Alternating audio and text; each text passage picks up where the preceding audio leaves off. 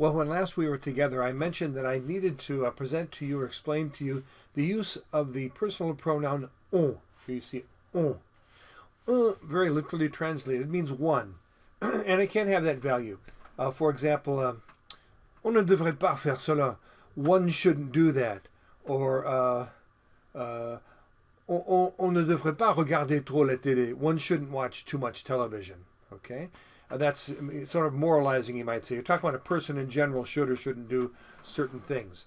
But on has another, in the oral use of the language, that is to say, not in written form, but orally, when you're speaking, on has another very, very common usage, and it's used for the personal pronoun nous, meaning we.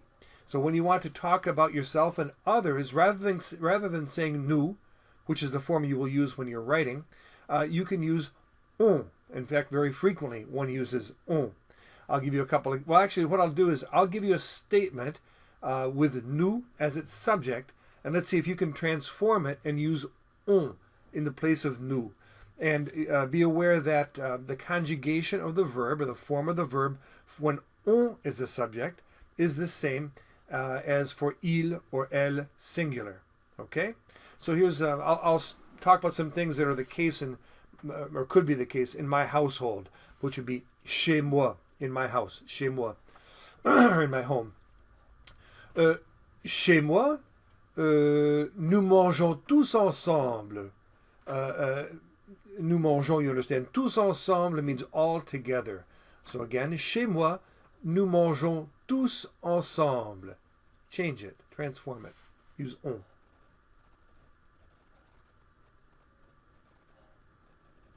Right, you'd say, chez moi, on mange tous ensemble. And that really, it doesn't mean a person in general. It means we eat all together. Et nous écoutons de la musique classique. Transform that to use on in the place of nous. Again, I'll say it. Nous écoutons de la musique classique.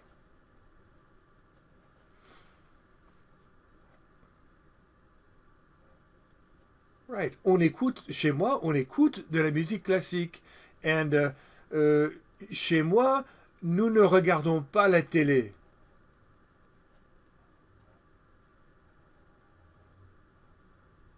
Right. You would say, chez moi, on ne regarde pas la télé.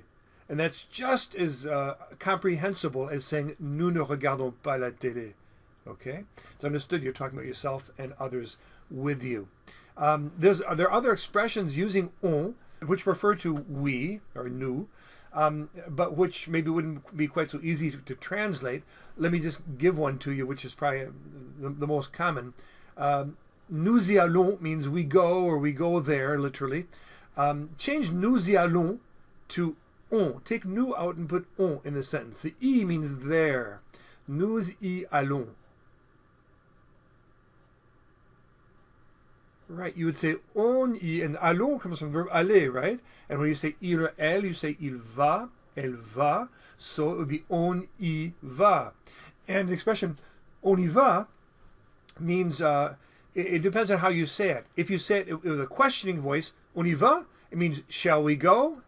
If you say it in an emphatic voice, okay, on y va, that means let's go. Or, yeah, let's go. That's probably the simplest way. So on y va is a very valuable expression to use because, or to know because it's very frequently used. And by the way, there are lots of expressions. The French speak with their hands. They're much more expressive with their body and their hands than probably Americans are when they speak. I'm not going to go through all the different gestures I can remember right now, but that one in particular, if you can see my hands, I'll try to sit up here a little bit. When you do a gesture like this, where your hand is in this position, and you hit your open palm, this means, actually it's probably more your wrist, it means let's get out of here. And so often when people say on y va, they'll go like this, on y va, and this means let's get out of here, let's scram. Okay, and there are many other expressions like this is how you indicate somebody's crazy, or when you're driving your car and they're kind of aggressive drivers. They tend to be compared to Americans, although that's changing here too. Mais c'est quoi ça? What are you doing? Other expressions I can think of right off the top of my head. This means a person's drunk, if you want to express that concept.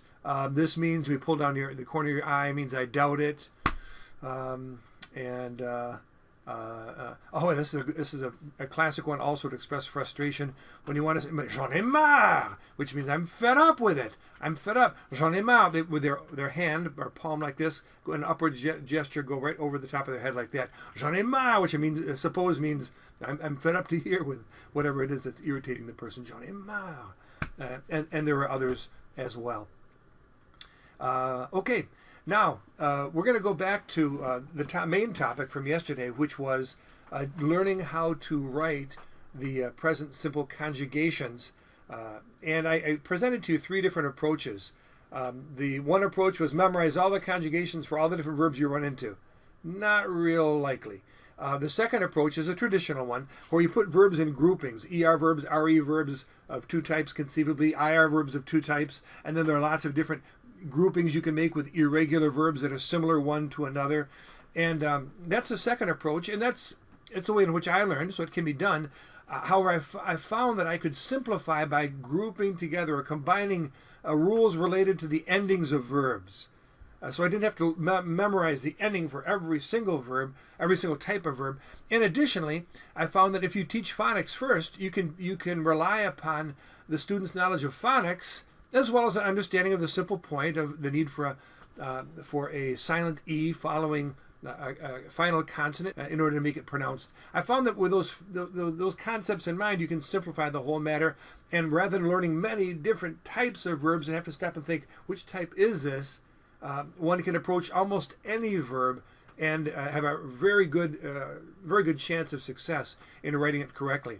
And that leads to another point. The first step, you may remember, in the 3-step process, it was sound, silent, endings. Okay, those are the 3 things the 3 steps you have to go through, 3 things you have to think about. And as I mentioned, the more you write, those 3 steps blur together eventually in your mind until you're not even conscious necessarily of thinking of each step.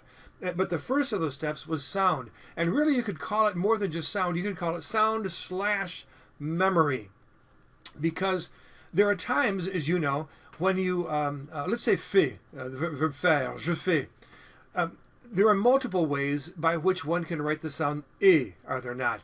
E accent aigu, so E with an accent. E-T, A-I, E-Z, E-R. Those are all potential ways in which, and there are others, E-S, like in le. There are other ways in which E can be spelled, and so the knowledge of sound is not necessarily absolutely sufficient. There are times when you need to rely a little bit on memory as well. When you have an option between 2 or 3 or 4, or sometimes more than that, different ways that a sound can be spelled, then you go back in your mind to, wow, how have I seen this in the past? How have I seen this written in the past? Okay, but what I really want to do is, we just went through the first 10 exercises, first 10 numbers, brief statements, subjects and verbs in the what you could call the homework section at the end of lesson 5.4. We're going to go on now to numbers 11 through 20, and we'll see how successful, using this 3-step approach, how successful we can be in writing these conjugations of these verbs correctly. Okay, here we are in lesson 5.4. This is where we left off yesterday. We did the first 10 examples in the homework exercises, and we're going to now pick up with number 11. I'll take the lead for the first 5, and I'll talk you through the 3-step process of verb conjugation. Then I'll ask you the questions and have you provide me with the responses for the last 5, number 16 through 20. Here we go with 11. Number 11, this is ils prennent, and so I'm going to write the personal pronoun prennent. What can I hear? Prennent. This is all that I can hear. Now the second step tells me that there is a silent E, inevitably, because the N is pronounced, and so prennent. And then the last step is with il or el plural. We always have ENT as our ending. And so, voila. It doesn't look quite right to me. Now, even if it did look more or less right to you, you see on this page 5 different examples of exceptions, you might say, to my 3-step process that you need to remember. That's the least I think I can ask you to memorize. And we know that, as you can see down below, that prenne doubles the N. We double the N with any verb with prendre in it in the third person plural, the il or elle form. And so there's a double N right there. Number 12. Number 12, we have elle habite. And so I'll write the personal pronoun elle, then habite, sound. And by the way, the H I know is there. I'm assuming that in lesson 5.3, wherever there was a possibility that you wouldn't hear a sound in the stem, the first part of the verb, or when there are options, such as the sound I, which can be spelled many different ways, I'm assuming that you did learn the spelling, I should say, of the infinitives, the original forms of these verbs. And so, for example, in this case, you know that there's a silent H at the beginning of habiter. And you've seen habiter numerous times in writing, especially in the Richardson stories, if you read those. So, habite, that's all I can hear. Sound, silent. Yes, the E is necessary to make the T pronounced. And then last of all, sometimes T, no. This is an ER verb, elle habite. Number 13. Here we have je fais. So, je fais. Now, there are many ways to write the sound E, but as I just said, you've learned that faire is spelled F-A-I-R-E. So you know the E is being made by the A-I, letters A-I. So fait, that's all I can hear. Second step, silent. Do I need a silent E? No, because there's no final consonant. The A-I are vowels, and so there's no need for a silent E to make them pronounced. And then last of all, endings. With je, sometimes s. Now sometimes s for je, or the sometimes t for the il or elle, singular, applies to re and ir verbs, the less frequent kind. And this is an re verb. It's faire. There's a re at the end of it. And so yes, the s will apply. There we go. Number 14. We have here vous écoutez. Vous écoutez. So vous écoutez. I actually can hear the entire verb. That e sound, I can skip ahead in my mind to the endings, and I know that's the ez that's creating that e sound. So there it is. Vous écoutez. Number 15. Il lave. This one's a breeze. Whoops. Il lave. Sound. Silent to make the V pronounced. Rules. Sometimes T, ER verb. No. Il lave. Voila. Now it's up to you. I'm going to ask you questions about 16 through 20. Kind of guide you through these conjugations. So with 16 we have here il. Now this is a key. Is do you know what how to say this statement here? This is why we spent an entire year last year learning to speak the language and focusing on the oral language, so that you could come to this point where you don't have to memorize all the different charts and groupings of verbs. You know that this is said ils disent. Now, if you think it's said il dire or il dit, you inevitably will spell this incorrectly because you're going to be spelling what you hear, you hear in your mind. And so ils disent is the correct spelling or correct pronunciation of this statement right here.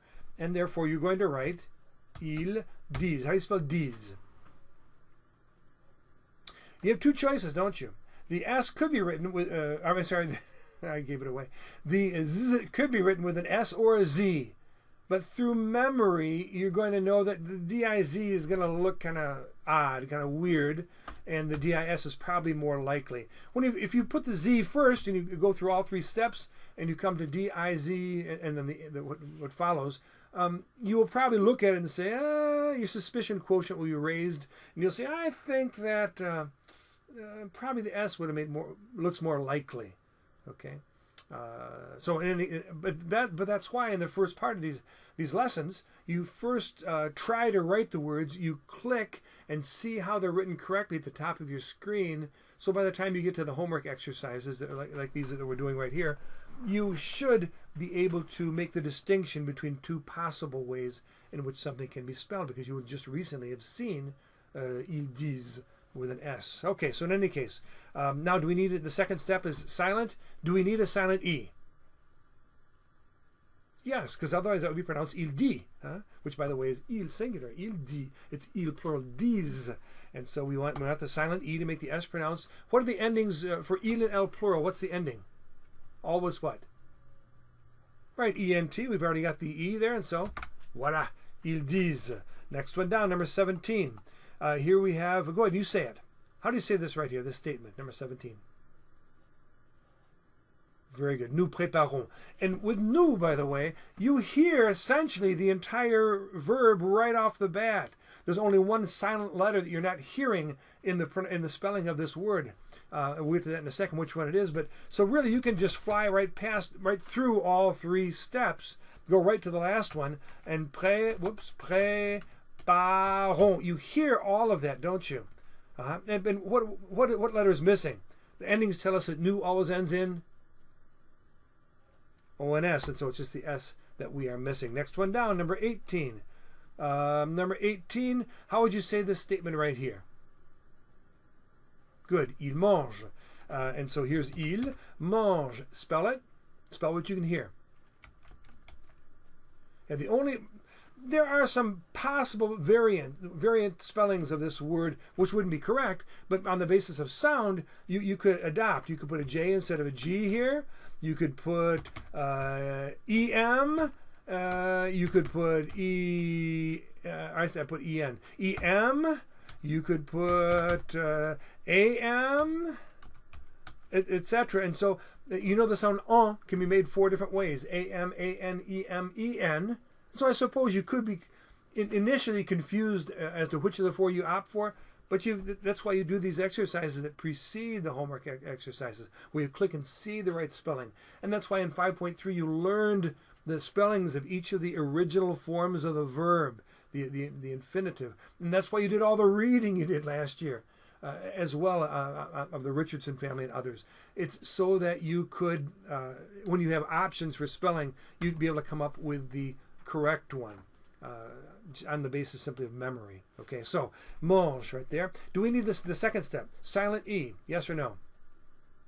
Yes, to make the G pronounced. And the rule says with il or el singular, sometimes T. Good. And what does sometimes T apply with this verb, manger? No, it doesn't. It's an ER verb, so the sometimes T doesn't apply. Voila, 18, il mange. Okay, number 19. In number 19, make the statement. How do you say this right here? Right, elle aime. Very good. Okay, so I write the personal pronoun elle, and then M. How do you spell it? This? Oh, you can hear there an M in the first step. Right, A-I-N. Now, if you were tempted to write E-M for M, you've seen this verb many times. In your reading this last year, you also saw it in lesson 5.3. In the first part of this lesson, you saw the verb aimer. So remembering that it's A-I-M and not E-M is probably pretty fail-safe or pretty certain. So now, the second step. Do we need the silent E? Yes, to make the M pronounced. What do the endings tell us with il or el singular? Sometimes what? T, does that apply with an ER verb? This is aimer. It's not aimereux, it's not émir, it's aimer. So it's an ER verb. Does the sometimes T apply? No, very good. Okay. Last one. Number 20, we come to vous. Oh, I'm sorry, you tell me. What is number 20? Right, vous regardez, okay? And again, just like with nous, you hear the whole verb, don't you? You actually, just on the level of the first step, which is sound, you can almost spell the whole verb. Vous regardez. Now, I say almost because there are multiple ways to spell the sound E. However, jump right to the endings, the third step. What does vous always end with? Right, E-Z, and that is pretty easy. Vous regardez. There you go. You've got it. So we'll come back to this again one more time in the next class. I'll go through the next 10 verbs with you, and after that point, I think I can probably set you free. You should know how to use this 3-step process if that's the one you choose to use. And I encourage you to do it. See you tomorrow, or see you next time.